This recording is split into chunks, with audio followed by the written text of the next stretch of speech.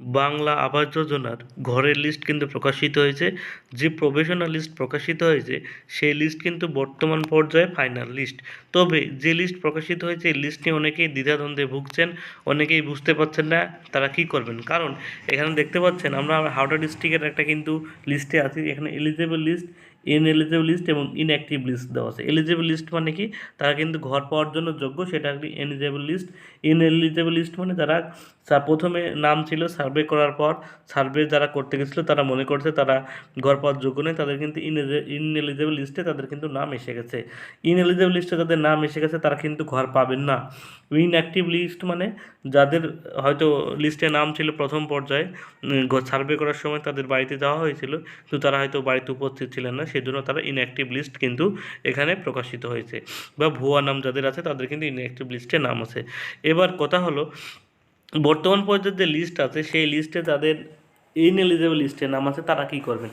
তাদের একটাই করণীয়, তাদের করণীয়টা কি, তারা হলো 3/12/2024।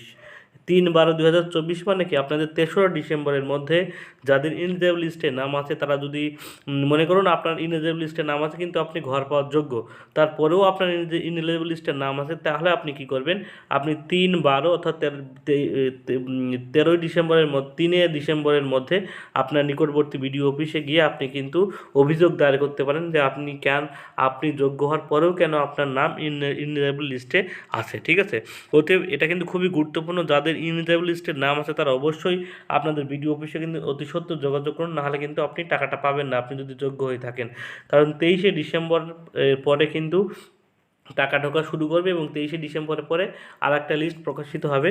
সেই লিস্টে যাদের নাম থাকবে তারাই কিন্তু তাদের কিন্তু নাম এলিজেবল লিস্টে যাদের আছে তারা কিন্তু অবশ্যই টাকা পাবে।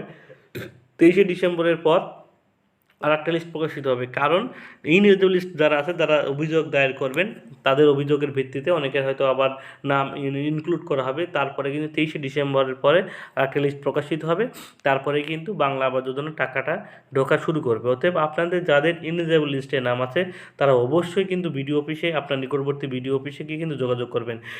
এই লিস্টগুলো কিন্তু বেশিরভাগ জেলায় দিয়ে দিয়েছেন, নদিয়া বলুন, উত্তর 24 পরগনা, দক্ষিণ 24 পরগনা, হুগলি, বাঁকুড়া। ঠিক আছে, প্রত্যেক ডিস্ট্রিক্টে কিন্তু eligible list, ineligible list, inactive list কিন্তু আছে।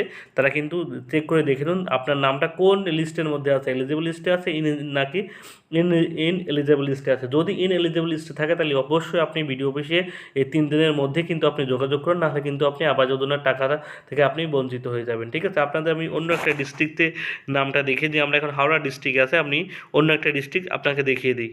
মালদা ডিস্ট্রিক্টের অফিসিয়াল ওয়েবসাইটে চলে এসেছি, দেখতে পাচ্ছেন মালদা ডিস্ট্রিক্টও ঠিক সেম দেওয়া আছে, eligible list, ineligible list, inactive list. ঠিক আছে, প্রত্যেক ডিস্ট্রিক্টে কিন্তু এরকমভাবে দিয়ে দেওয়া হয়েছে যে কারা এলিজেবল, কারা নন এলিজেবল এবং কারা ইনঅ্যাক্টিভ। ঠিক আছে, তারা অবশ্যই আপনি চেক করে এটা দেখে নেবেন। এবং অনেক ডিস্ট্রিক্টে কিন্তু এখনও কোনো লিস্ট প্রকাশিত হয়নি, যেমন মেদিনীপুর জেলার লিস্ট প্রকাশিত হয়নি। ঠিক আছে, তারা বাঁকুড়া জেলার লিস্ট প্রকাশিত হয়নি। তারা কী করবেন, তারা আপনার নিকটবর্তী বিডিও অফিসে গিয়ে আপনারা অতি সত্ত্বর যোগাযোগ করুন যে আপনাদের লিস্ট কবে প্রকাশিত হবে, কেন প্রকাশিত হচ্ছে না। ঠিক আছে, তাহলে কিন্তু আপনারা বুঝতে পেরে যাবেন। ঠিক আছে, এই ছোট্ট একটা ইনফরমেশন দেওয়া ছিল।